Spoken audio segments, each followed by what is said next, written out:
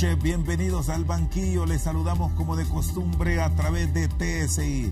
Hoy es 27 de noviembre, estamos en periodo postelectoral y con nuestro invitado de hoy vamos a analizar y a conocer sobre los resultados y el comportamiento que ha tenido el hondureño que acudió a las urnas el domingo 26 de noviembre. Don Julio Navarro, sociólogo y analista político hondureño, ¿qué tal? ¿Cómo está? Mucho gusto, hombre, y gracias por la invitación. Estar en un programa que tiene unos enormes rankings de audiencia y siendo algunos por mucha curiosidad, porque quisieran ver cosas no reveladas por los que trae aquí al banquillo.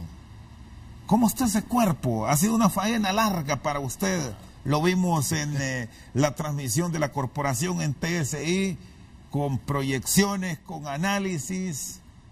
Yo creo que el Tribunal Supremo Electoral ha hecho trabajar más de lo debido a los que cubren esas noticias, principalmente de las cadenas grandes de televisión o de radio, porque contrario a otras veces los resultados han sido más rápidos y el convencimiento de que hay un ganador o hay unos perdedores, pero esta vez estuvo muy tardado los primeros resultados que dio el tribunal. ¿Qué lectura le ha dejado este proceso? Estamos pendientes de conocer resultados de manera oficial, aun y cuando ya se han presentado proyecciones no oficiales, pero el tribunal está anunciando cortes que permitirían el jueves ya tener un panorama totalmente claro. La primera lectura, Chendo, es reconocer el civismo que tiene el ciudadano hondureño para acudir a una urna. Que aún en las diferencias de carácter político, de carácter ideológico y a veces de carácter personal entre los candidatos, eso no llega al elector. Fíjate, el elector acude a la urna con toda la voluntad, con toda la confraternidad, a votar realmente, libremente. Porque, Chendo, en Honduras una característica que han tenido todos esos 10 procesos electorales que se han ejecutado antes, 11 con este, es que ha habido total libertad para ir a ejercer el sufragio. Las últimas elecciones, siendo medio fuertes, violentas, que hubo en Honduras fue en 1968, que fueron unas elecciones municipales en el gobierno de López Arellano. Pero del 71 para acá, todo es paz. Y esa paz era dentro de la competencia de 2 partidos tradicionales.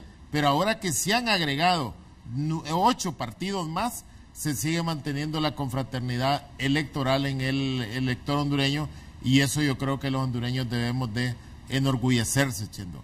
Que afortunadamente la violencia, los conatos de violencia que se viven de carácter social en nuestro país, esos no han llegado al proceso electoral. Sí han llegado al fútbol, Chendo, pero al proceso electoral no, afortunadamente.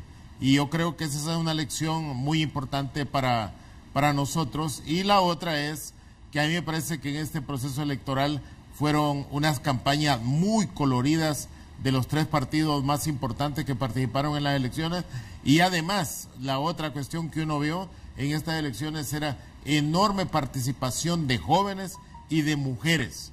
Yo creo que toda esa masa de jóvenes que tienen un buen grado de escolaridad hoy en día fueron muy bien motivados para acudir al proceso electoral. Digo nuevo en esto porque, Chendo, la mayoría de los jóvenes en nuestro país nunca han visto que las elecciones puedan ser una salida a los problemas, pero yo sí creo que últimamente van adquiriendo un poco de conciencia para ver que las elecciones pueden ser un mecanismo para ejercer gobiernos más responsables y que se acerquen más a los problemas que tienen los jóvenes y que tienen las mujeres. Se superaron los niveles de abstencionismo con la proyección que hasta ahora tenemos. ¿Qué se refleja?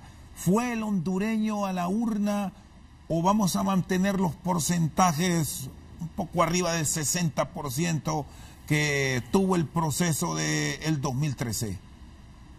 Yo con las proyecciones que he visto, los datos que está dando el tribunal y el número de votantes que tiene por mesa electoral, yo creo que la participación va a andar aproximadamente en un 61%.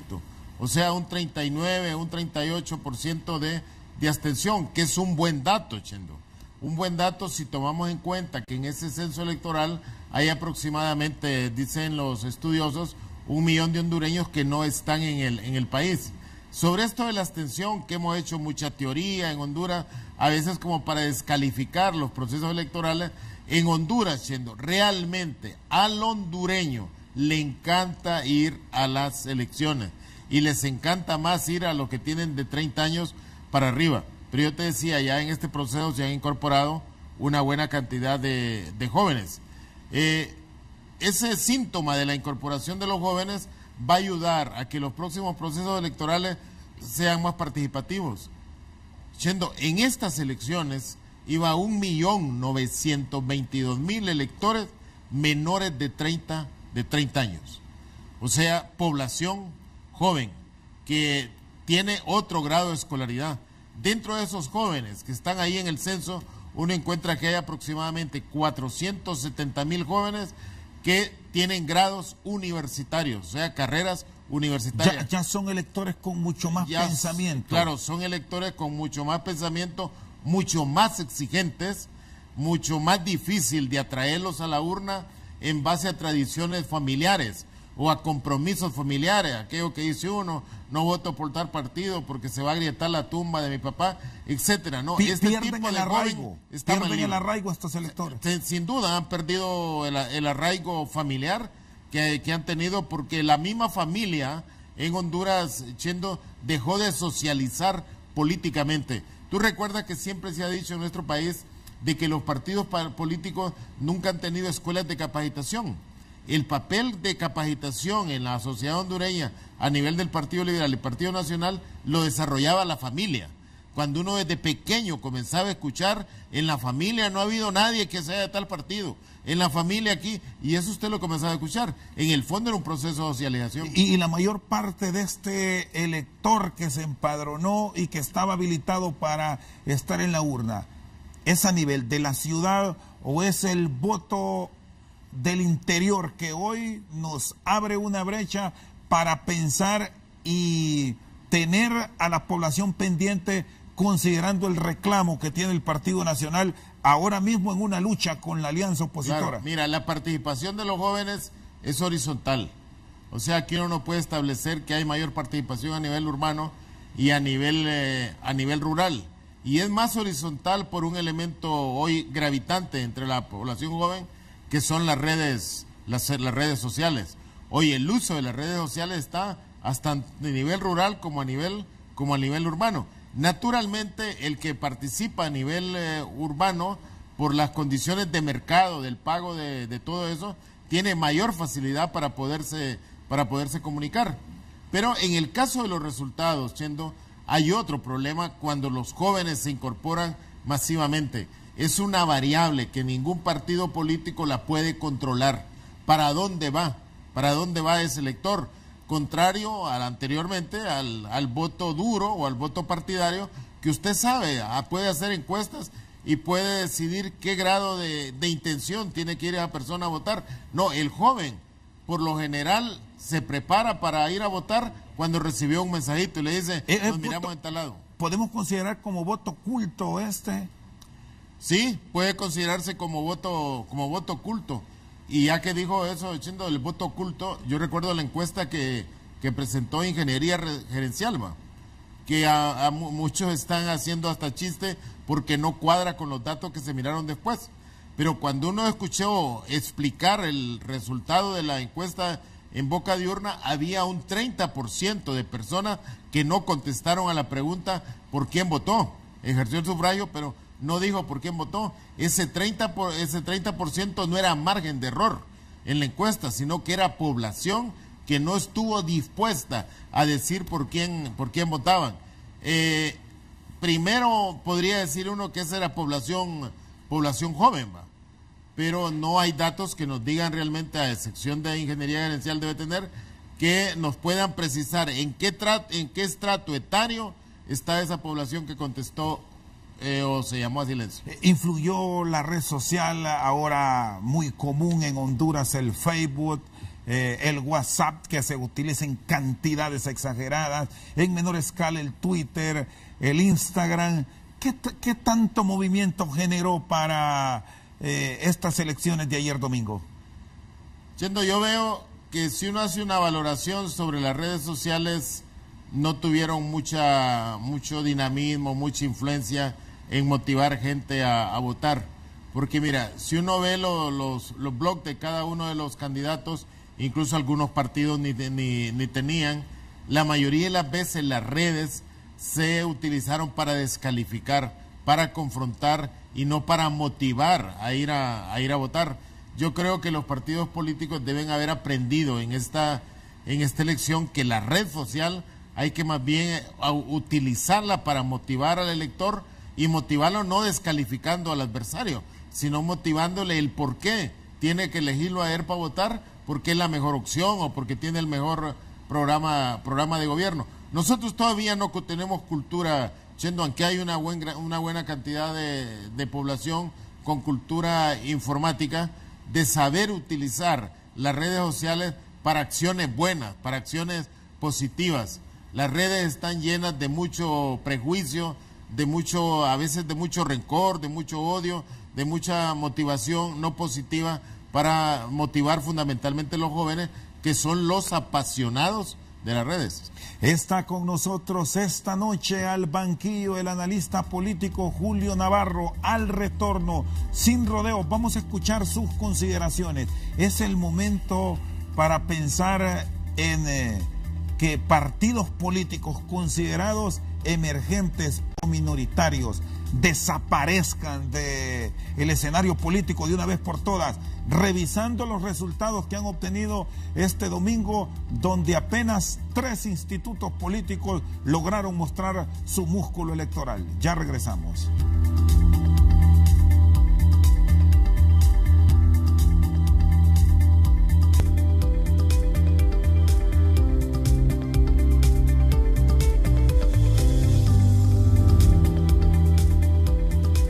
Sigue con nosotros esta noche al banquillo el analista político Julio Navarro. ¿Qué pasó con los partidos emergentes? Bueno, excluyendo el PINU, que se cobijó con la alianza opositora, quedaron 6 institutos políticos cuya participación ha sido baja. Chendo, Honduras ha sido una sociedad bipartidista, pero 2 partidos muy pocos, pero 10 muy exagerado, realmente. O sea, las preferencias ideológicas o políticas en Honduras no da para 10 partidos políticos. Pero eso se creó pensando en que era abrir democráticamente al país a otras opciones de carácter político. Recuerda, en el 69 se creó el PINU iba a ajustar 50 años y todavía lo consideramos un partido nuevo. Fue la Democracia Cristiana que participó en las elecciones del 81, después la UD que participa en las elecciones del 93, y después aparecen los otros partidos políticos fundamentalmente después del 2009. Ahora, ¿cuáles han sido los resultados de estos partidos políticos? Realmente muy pobres, muy precarios. Yo anoche estaba sumando que todos los partidos, entre todos, llegan al 0.9% del voto electoral escrutado hasta anoche. Eso quiere decir que ni al 1% llegan. Son mayoría los votos nulos, los votos en blanco, que la participación de estos partidos. Entonces uno se pregunta, ¿por qué estos partidos sobreviven?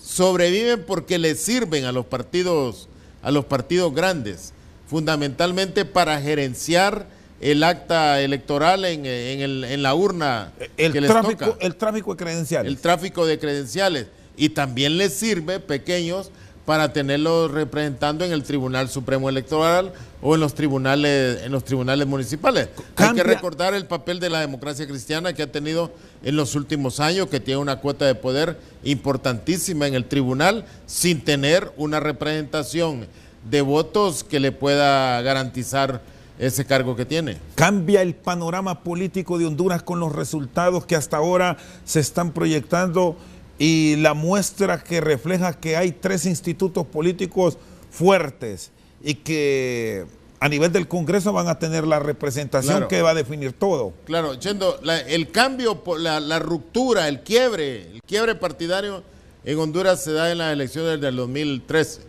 cuando aparece Libre.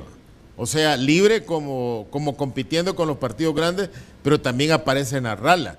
Mira, para una sociedad sumamente tradicional, bipartidista como nosotros, que aparezca un candidato al margen de los partidos como Salvador Narrala y te saque 412,000 votos, esas son cosas inéditas realmente en Honduras. Entonces, en el 2013 se dio el quiebre. ¿Ustedes imaginaron ese fenómeno o les sorprendió también?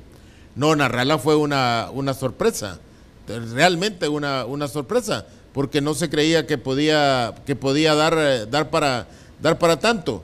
Él dice que le robaron las elecciones, pero yo creo que no le daba para ganar, pero ya lo que él obtuvo sí era muy significativo. Y el otro elemento era el aparecimiento de Libre, fundamentalmente desprendido del partido Liberal. Chendo, ya en la década del 50, el Movimiento Nacional Reformista se había desprendido del Partido Nacional con don Julio Lozano Díaz, pero nunca fue capaz de disputarle el poder a la mata del Partido Nacional. No se fortaleció ni distanciarse, y no se fortaleció. Estas elecciones, ¿qué nos demuestran? Que mira, Libre, en vez de decrecer, se ha ido consolidando electoralmente. Libre ya uno puede considerar que es un partido probado, que es un partido protagonista, y que la estrategia de buscar alianzas en el Pino, atraerlo como partido, y en el PAC inicialmente, que después, por razones de administración y de otro tipo, los sellos del PAC los perdió Salvador, pero quedó la figura. En el PAC, un partido es importante, pero en el PAC lo más importante era Salvador Narrala. Hoy los resultados que tenemos actualmente, si uno hace una sumatoria, uno ve que la población que votó por Salvador Narrala, por lo menos un 80% lo arrastró a este proceso electoral en unidad con el Partido Libertad y Refundación. Es decir, ustedes concluyen que al escenario que tenemos hoy día, sí hubo un traslado de ese voto del Partido Anticorrupción que fundó en su momento a la alianza que conformó de cara a este proceso. Claro, o sea, los seguidores de Narrala se fueron con él, la mayoría, porque uno ve el PAC participó en un proceso electoral y apenas tiene como 1,300 votos hasta este momento. O sea, que si Narrala debió haber jalado la gente en función de la bandera anticorrupción, debieron haber sido al partido que seguía hablando de anticorrupción. No, pero Narrala jala a la gente como figura. Recuerda que es una figura trascendente, construida a través de los medios de comunicación en este país. Pero hay otro elemento en estos resultados, cuando uno ve el declive del Partido Liberal. Yo creo que, mira, los votos del Partido Liberal que restan de lo que sacó las elecciones pasadas sacó el Partido Liberal como 612,000 votos. Yo creo que ahorita va a sacar unos 420,000 votos. ¿Qué se hizo la diferencia? Volvemos a encontrar a esos liberales que fueron a votar por Libre o fueron a votar por la alianza. ¿Por qué ese fenómeno de que el liberal que fue a la urna no votó por su candidato? ¿Ese es el análisis que ustedes tienen? La otra creo que me parece es el voto útil, va. O sea, yo creo que el candidato del Partido Liberal apareció con muy buena estrella, producto de las elecciones primarias. Chendo logró vencer la estructura partidaria que estaba en manos de los partidarios de Gabriela, y Luis apareció como la figura joven, pero luego se fue apagando. ¿Qué pasó? Se fue apagando. Eso habría que investigarlo. ¿Qué pasó con los estrategas de Luis? Porque a veces uno se atreve a decir, Chendo, que Luis apareció así, fulgurante en las elecciones primarias porque poco lo conocían, pero después, ya de marzo para acá, lo fueron conociendo, y puede hacer que la gente creyó que no tenía, como se dice ahora, el músculo necesario para confrontar al partido de gobierno. Hay que recordar que Luis siempre tuvo un mensaje un poco horizontal, mira, no un mensaje confrontativo a los otros partidos como tales. En su momento lo tuvo, pero más bien cuando uno revisaba las encuestas había caído en las preferencias de las encuestas. Luis, yo creo que es un candidato que, si logra saber administrar la derrota de ahorita, puede tener futuro. Ahora, si se deja arrebatar la administración de la derrota sí puede hacer que tenga los días contados dentro del Partido Liberal. Es decir, ¿usted piensa que él debe mantenerse en la estructura y rectorar como tal y no ceder en el central ejecutivo? Él debe ser el protagonista de cualquier proceso de negociación de gobernabilidad. Y hablamos de negociación de gobernabilidad. Y tendrá él el perfil para sentarse y negociar con otras dos estructuras fuertes en el Congreso Nacional, hablando del Partido Nacional y Libre. Esto porque muchos diputados que serán electos no le paran bola, no le hacen ¿De quién caso. son? ¿Y de dónde vienen? O sea, ya Luis tiene 7 meses como para que haya conocido con qué gente se juntaba, cómo se rodeaba, qué intereses particulares hay al interior del Partido Liberal, a qué líderes o lideresas fácticas representan esos candidatos a diputados dentro del Partido Liberal. A este momento yo creo que el candidato liberal debe tener un diagnóstico de cuál es la situación política e interna de su partido, porque Luis, el Partido Liberal, vea, si saca unos 20 diputados, es una fuerza de equilibrio muy importante, tanto como para un partido ganador, como para un partido perdedor. ¿En busca de qué? Él siempre lo ha dicho, en busca de gobernabilidad en el país, porque el país ocupa gobernabilidad. Hoy más difícil que antes, porque antes parecían que habían acuerdos preconcebidos entre Partido Liberal y Partido Nacional. Hoy no, hay que construir nuevamente esos acuerdos. Chendo, recuerdas una cosa, los liberales siempre tuvieron 2 periodos que ganaban, después ganaba uno el Partido Nacional, otra vez dos, y si no hubiera pasado lo del 2009, después de Mel era Elvin. Y dice uno, ¿cómo se dio esos arreglos? Callejas era un hombre que del trabajo que hizo como presidente, como para crear las condiciones de que lo sucediera un nacionalista, no, lo sucedió Reina. ¿A quién le pusieron de candidato a Reina? A Osvaldo Ramos Soto. Después, mira, gana Reina le entrega flores, o sea, sigue la línea liberal. Y después, ¿a quién le ponen de candidata a Flores? ¿De quién los nacionalistas le ponen de candidata a Flores? Le ponen a doña Nora. Doña Nora había sido alcaldesa derrotada por el pelón Acosta y posteriormente la ponen de candidata presidencial. Y con esto yo no estoy disminuyendo ni nada, que me parezca, pero un partido debe buscar un candidato que tenga capacidad de confrontar al partido adversario. Mira después, a Maduro, ¿a quién le ponen los liberales? Después de que termina Flores, viene Maduro, ¿a quién le ponen los liberales? Le ponen al profesor Pineda Ponce. Entre el perfil del profesor Pineda Ponce y entre el perfil modernizante, discurso que tenía Maduro, sin duda fue el ganador. Chendo, yo escucho a los nacionalistas que dicen que Hot ha sido el candidato más votado. Mira, si uno analiza los procesos electorales en Honduras, el candidato más votado del Partido Nacional ha sido Ricardo Maduro. Ricardo Maduro en el 2001 sacó 1.136.000 votos. O sea, estoy hablando de hace 16 años. Hot sacó 1.149.000 votos en la última elección.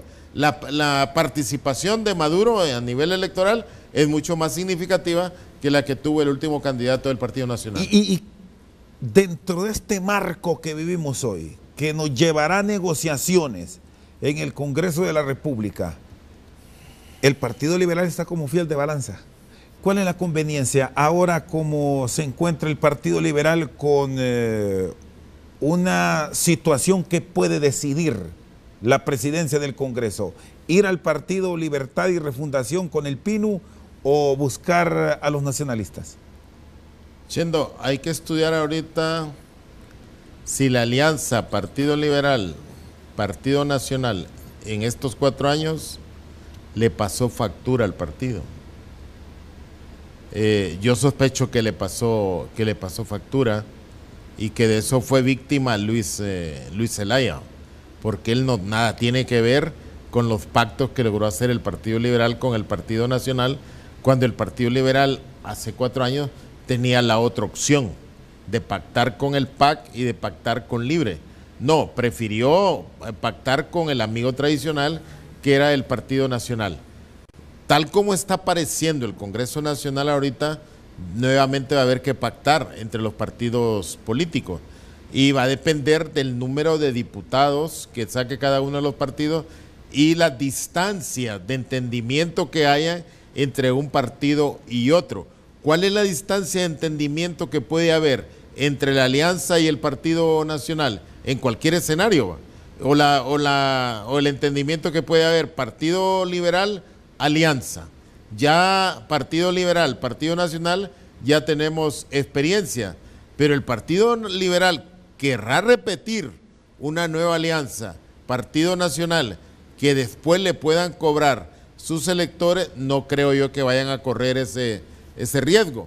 Pero una cosa que usted planteaba es, ¿tiene realmente Luis el liderazgo como para él negociar esos arreglos al margen de los diputados y que estos vayan a obedecer las decisiones que tome Luis como representante del partido? Para eso hay serias dudas. Está con nosotros esta noche al banquillo el analista político Julio Navarro. ¿Qué pasó en la transmisión de datos? ¿Falló el Tribunal Supremo Electoral? Hoy tenemos un gran problema en el país. Hay un candidato de la alianza opositora que se ha declarado presidente electo y también el candidato del Partido Nacional, el abogado Hernández Alvarado, se ha declarado presidente electo. Sin casaca nos cuenta dónde estuvo el problema, qué visión tienen. Ya volvemos.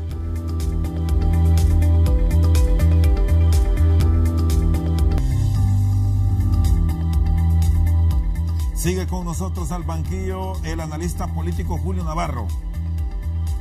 ¿Este escenario lo visualizaron? Este escenario es inédito, Chino. Nunca antes dos candidatos se habían declarado ganadores. Siempre había uno que se declaraba ganador y otro tenía sus reservas. Pero ahorita no, la noche anterior vimos dos declarados ganadores. Y eso complicó al tribunal. Porque al declararse dos ganadores y el tribunal tener actas procesadas y salía a dar a conocer esas actas, ¿a quién iba a favorecer la declaración del tribunal? Por eso el tribunal tuvo que salir extremadamente tarde. ¿No pudo hacer 7, 5 de la noche proyecciones? Debió haber hecho. El tribunal debió haber publicado los datos que tenía a las 7 de la noche. Aunque fuera ganando, mínima. quien fuera ganando. Porque no necesariamente una elección se define en el primer informe que da un organismo regulador como es el tribunal. Pero no sé, yo creo que el tribunal ayer lo intimidó la participación del candidato del Partido Nacional en la primera hora que se declaró prácticamente ganador, va. Y eso nos tiene en el problema actual, va. Que Honduras aparece que tiene dos candidatos presidenciales ganadores. Y eso no le beneficia en nada a la estabilidad política, a la gobernabilidad y a la transparencia de los resultados electorales. Yo creo que en este momento, desvalorándolo, el tribunal yo creo que le ha quedado muy grande la responsabilidad que ha tenido. Recuerda que siempre fue un problema de discusión, de controversia, cuál era la compañía encargada de transmitir, de recepcionar y de traducir los resultados de las actas electorales que iban a llegar.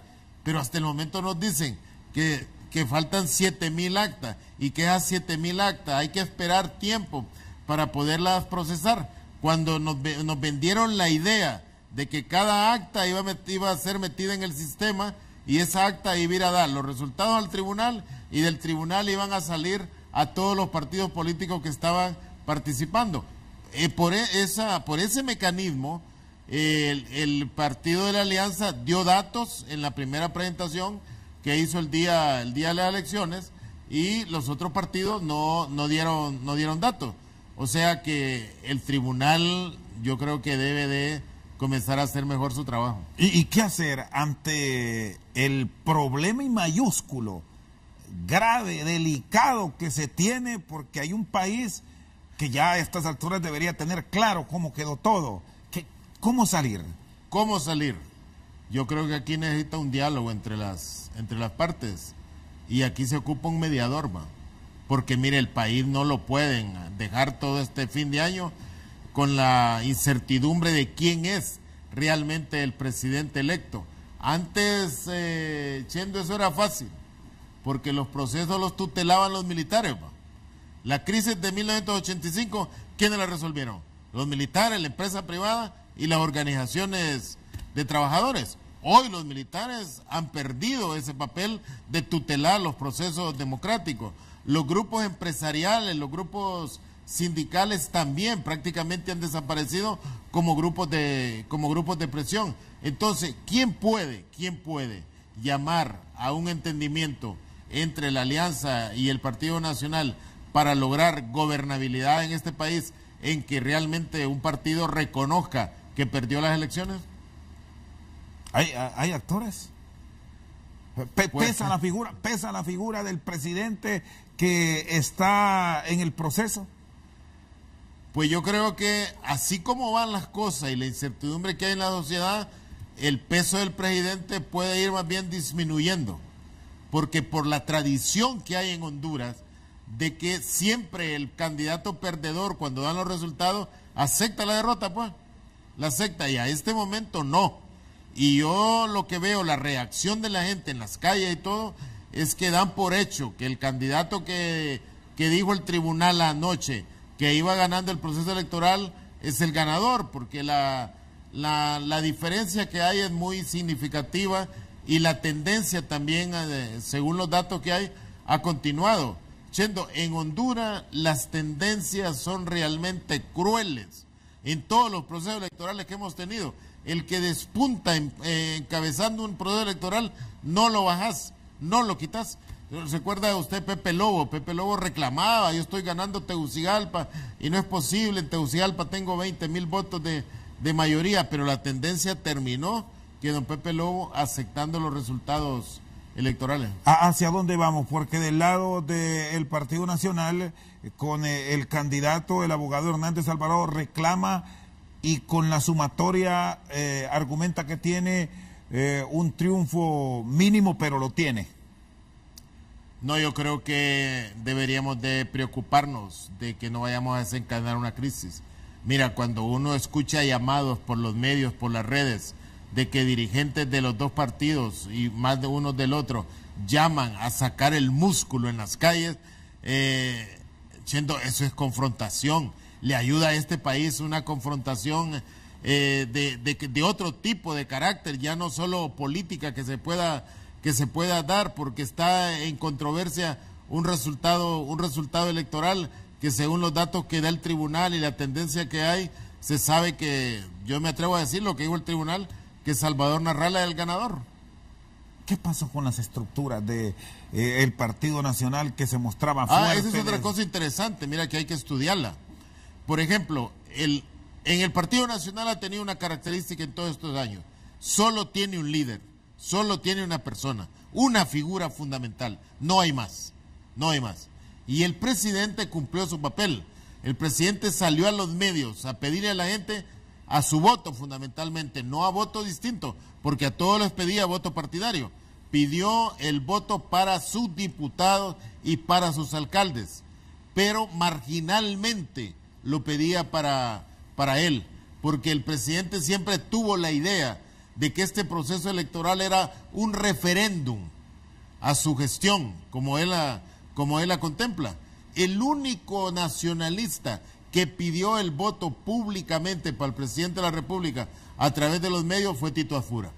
Tito Asfura, recuerda que salió diciendo: yo quiero que Juan Orlando tenga un gobierno fuerte, que tenga diputados, les pido que voten por Juan Orlando y que voten por los diputados de Juan Orlando. De ahí, nada. Pero hay otra cosa interesante, Chendo.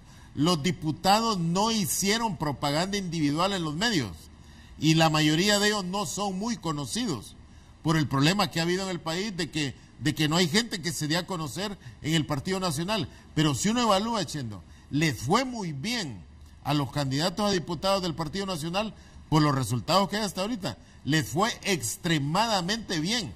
Entonces la pregunta: ¿por qué a ellos les va muy bien y al candidato presidencial hasta el momento no le va muy bien? ¿Qué pasó con ese voto nacionalista. En ese voto nacionalista hubo un voto rechazo al presidente de la República. Falló el voto duro. Pero un voto confirmado a sus diputados y a sus alcaldes. Mira, esos estudios va a haber que hacerlos. Es seguro que los estrategas del Partido Nacional lo van a hacer. Uno se le asalta la idea que puede hacer que dentro del Partido Nacional también caló la reacción a la reelección. Puede hacer en esos grupos tradicionales del Partido Nacional que puede hacer que sean unos 300,000 electores, porque mira, se esperaba, según se creía, de que una buena cantidad de nacionalistas podían migrar para el Partido Liberal, pero los resultados del Partido Liberal nos dicen que no hubo eso. ¿Aprendió a votar el pueblo hondureño con los resultados que refleja la justa comicial de este domingo 26, licenciado Navarro?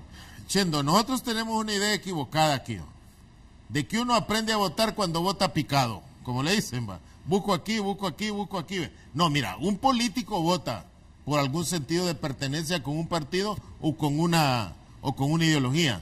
Entonces vos vas, por ejemplo, a Europa, en España, uno pide la papeleta abierta, que quiere decir que hay que escoger, o la papeleta cerrada, que es la papeleta de partido, como lo hacíamos antes, que votaban por los diputados y se respetaba el orden que llevaba.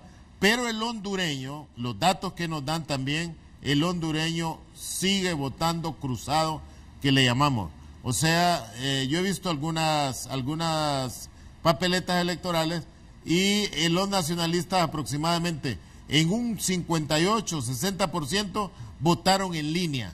Hay otro 40% que no votó en línea.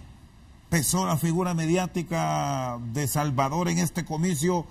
¿Qué tanto le sirvió el ejercicio del 2013?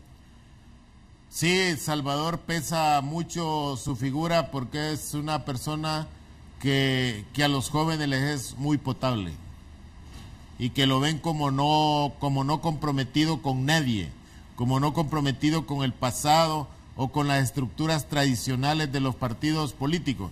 Y hay otro sector no joven que ve en Salvador un hombre que realmente puede combatir la corrupción. Chendo, Salvador Narrala es el primer candidato presidencial en Honduras que aparece ganando unas elecciones sin haber tenido un spot publicitario permanente en los medios de comunicación, tanto hablados, escritos como televisados. ¿Por qué? Porque él tiene como 40 años de estar en los medios de comunicación. Entonces es una figura realmente conocida, que ahí habría que darle un valor a Mel Zelaya, haber buscado realmente a Salvador para ponerlo a encabezar una alianza en condiciones económicas sumamente difíciles como para ganarle la batalla al presidente de la República en los medios de comunicación. ¿Sale golpeado el Partido Liberal? No, mira, yo no creo que el Partido Liberal salga tan golpeado. Ya el Partido Liberal en 2013 fue el tercer partido. Porque mira, el Partido Liberal está sacando más o menos como unas 80 o 90 alcaldías. Está sacando también una buena cantidad de diputados. Lo del Partido Liberal, la relación que hay candidato presidencial y alcaldes, yo creo que en este proceso que viene va a haber que revisar la ley electoral, Chendo. Mira, ya hay alcaldes en los municipios grandes de Honduras, y que la mayoría de ellos son liberales, que tienen 20 años de estar en esos cargos y que no tienen ningún compromiso partidario. Pero eso no arrastran ningún candidato, sino que nada más trabajan para ello. Entonces, perdón, eso es atentar en contra de la libertad y del derecho que tiene un ciudadano a elegir y ser electo. Si le cortan, que no siga. Totalmente, Chendo. Pero un partido político ocupa gente comprometida con el partido, sin duda. Advierte que hubo traición entonces en muchos casos de eso. Voten por mí, no por él. No, yo no creo que haya traición en ellos. Es el estilo que han tenido. Recordar las últimas denuncias que hizo don Marvin Pose con otros alcaldes gurú que hay del Partido Liberal, que no se comprometen con el partido como tal. La otra lección que tenemos aprendida sin duda hoy, Chendo, es que necesitamos hacer reformas electorales. Estas reformas deben tener una aplicación también para el Congreso, donde hay diputados que van a salir electos, que están desde el 80 en la Constituyente. Hay una dama también que es desde el 86.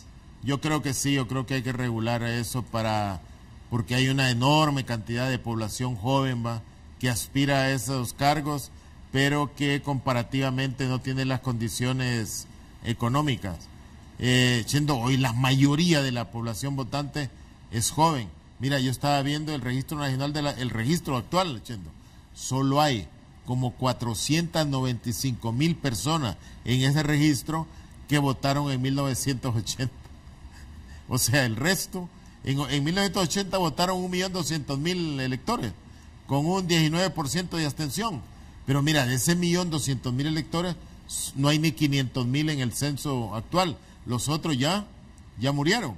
Entonces, todas estas generaciones que hoy votan son gente que nacieron y han vivido en democracia electoral. Pero puede hacer que ellos vean que esta democracia electoral no les abre camino para poder participar. Está con nosotros esta noche al banquillo el analista político Julio Navarro. Una pausa, en breve continuamos.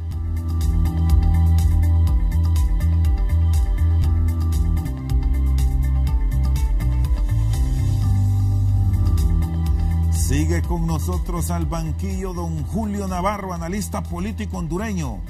Con esto del Tribunal de Elecciones y los retrasos que se han tenido, ¿qué proyección debe tener para el 2021? Sobre todo porque vota la generación de la tecnología por primera vez en Honduras.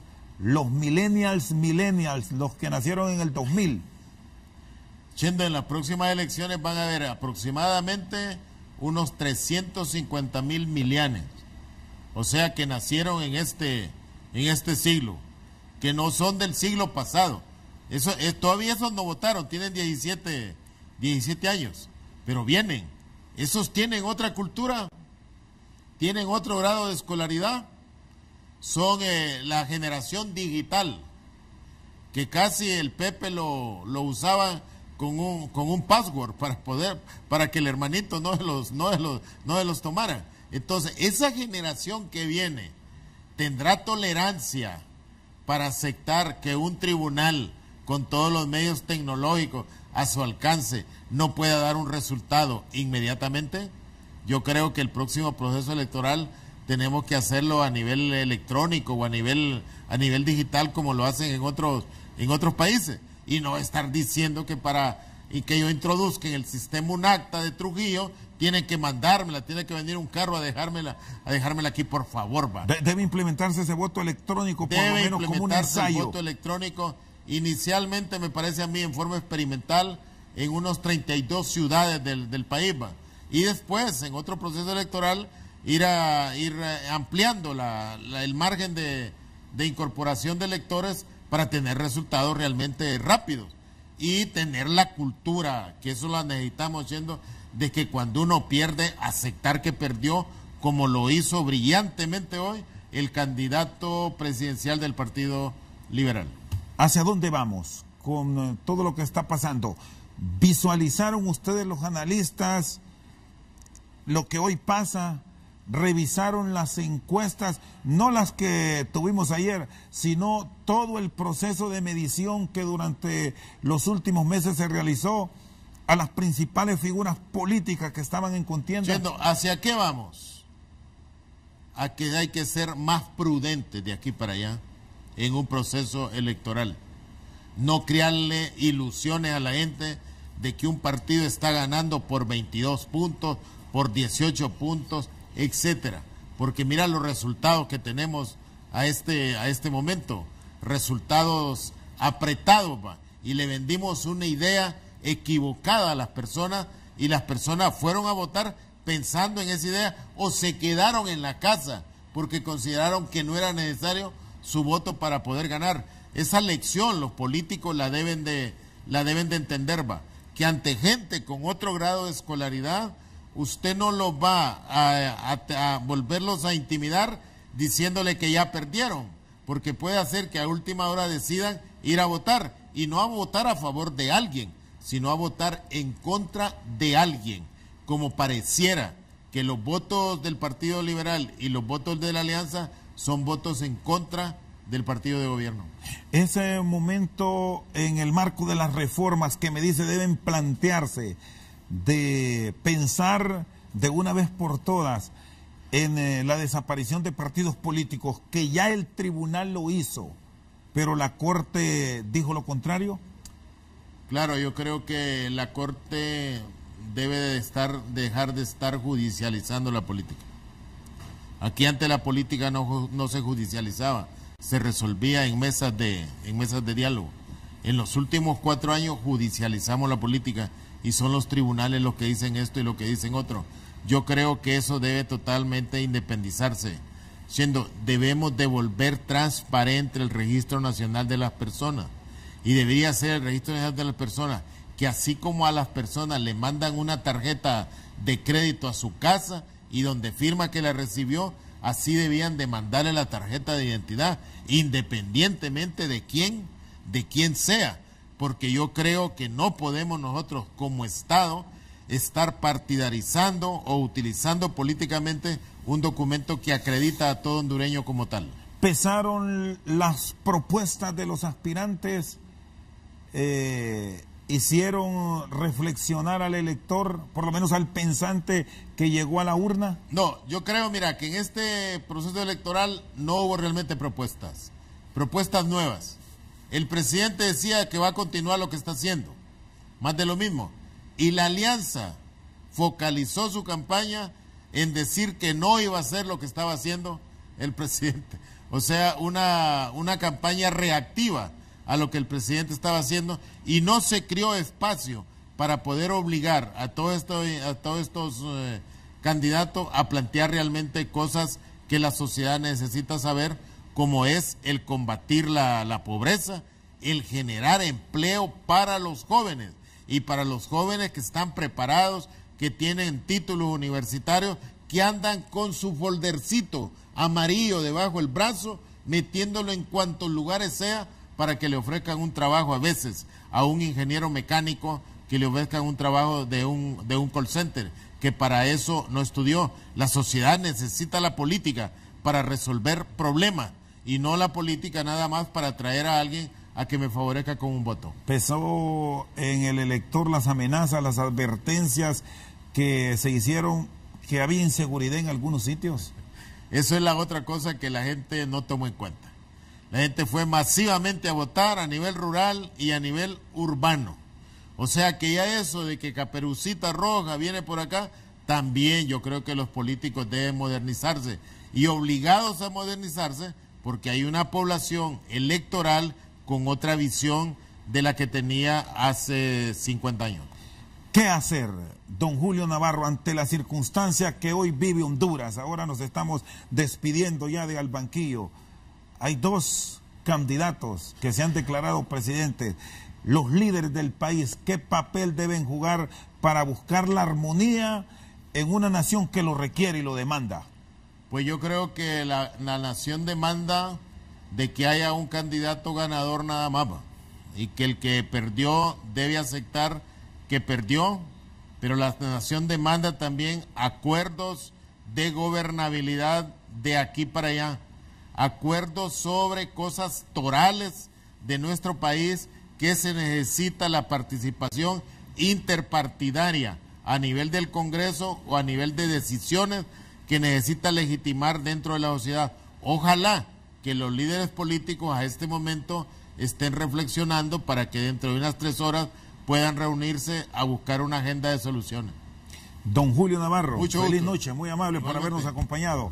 Esta noche con nosotros al banquillo el analista político Julio Navarro. Por su sintonía, muchas gracias, feliz noche.